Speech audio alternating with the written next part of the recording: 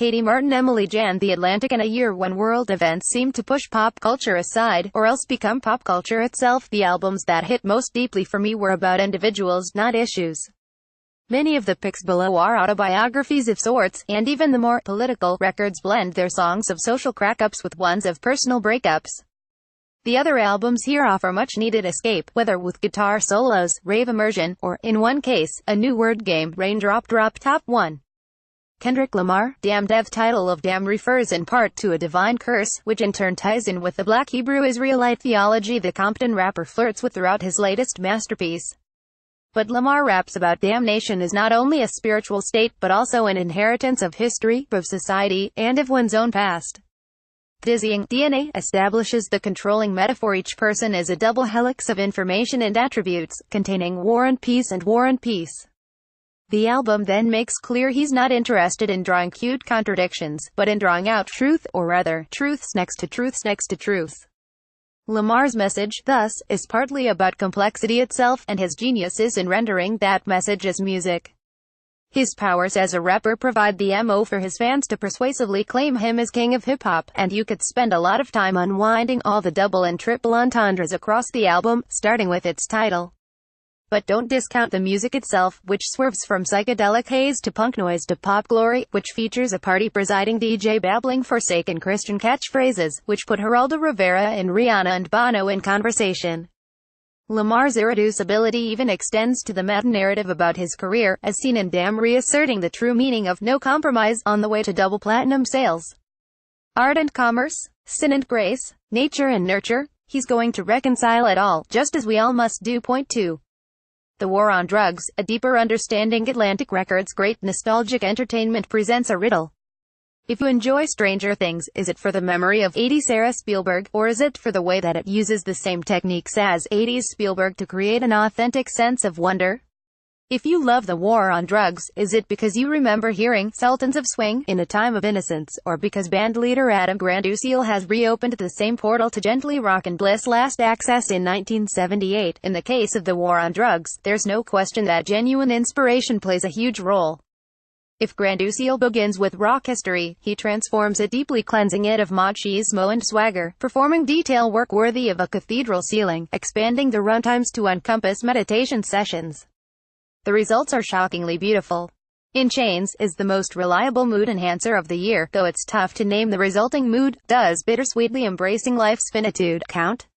And when the majestic hook breaks in halfway through, Holding On, the marvel isn't that it sounds like something that's come before, but rather that it sounds like something that should have always existed. Point 3. The Magnetic Fields, 50-song memoir. In one such, the concept of Stephen Merritt's latest album, one song for each year of his first 5 decades of life, would seem a perfect nightmare in the age of oversharing by Carlo Vainosgard and friends who Facebook Live from the supermarket. But the glum voice ironist Merritt doesn't spew. As on his other preposterous triumph, 69 love songs, each of these chapters are like finely crafted music boxes, distinct from the last, decorated in jewels and razors. Recognizing that a life story is more than a series of sequential events, his tale includes a devastatingly funny account of coming to atheism in childhood, 74 No, a magnificent tribute to drinking while thinking, Oh, to be true to your bar, and a celebration of the Stonewall riots, 69 Judy Garland, that had no direct relation to his own biography except for making his entire romantic life allowable. Depression deeply shapes his story, but so does the joy provided by encounters with great music, which he's paid forward in double-digit quantities. Point 4. Migos, culture capita. Musicologists should be study every bird call, Machine Gun Sound, and SKRRT, voiced by the Atlanta rap trio Migos, who've made the most purely fun album of the year.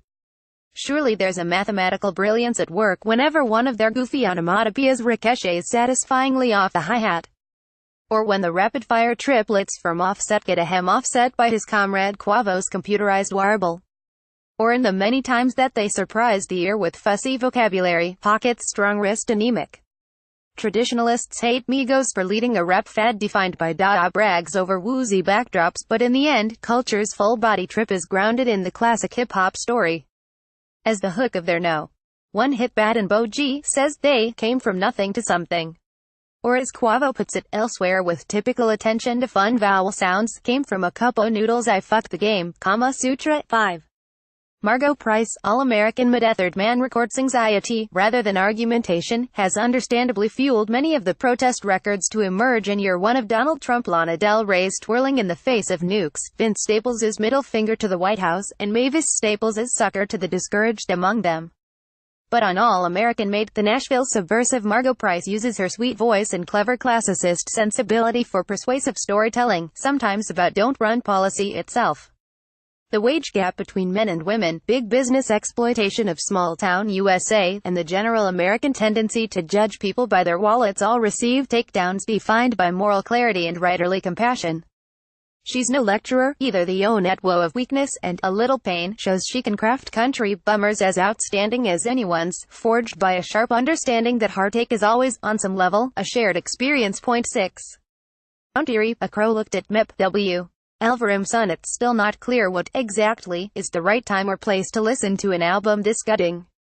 Definitely alone, definitely somewhere quiet, which would mirror how Phil Alvarim recorded it in the room where his wife had months earlier died of cancer, with his young daughter elsewhere in the home.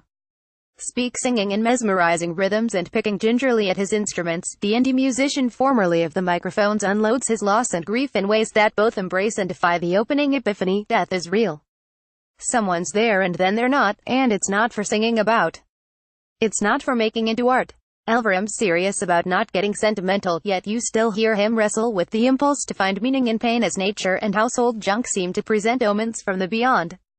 The strange comfort of this otherwise discomforting listen is, in fact, the proof that art-making survives everything. 7.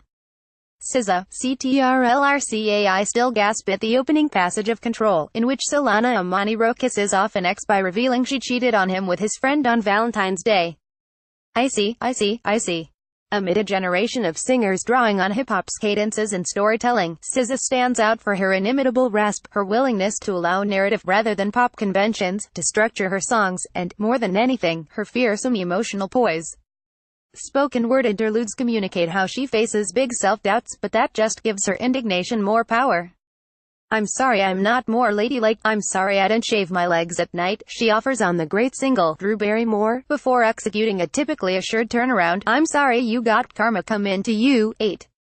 Priests, nothing feels natural. Sister Polygon Records D-Line, there's no future for you, from the Sex Pistols, God Save the Queen, summed up punk rock's everlastingly negative ideology as well as anything.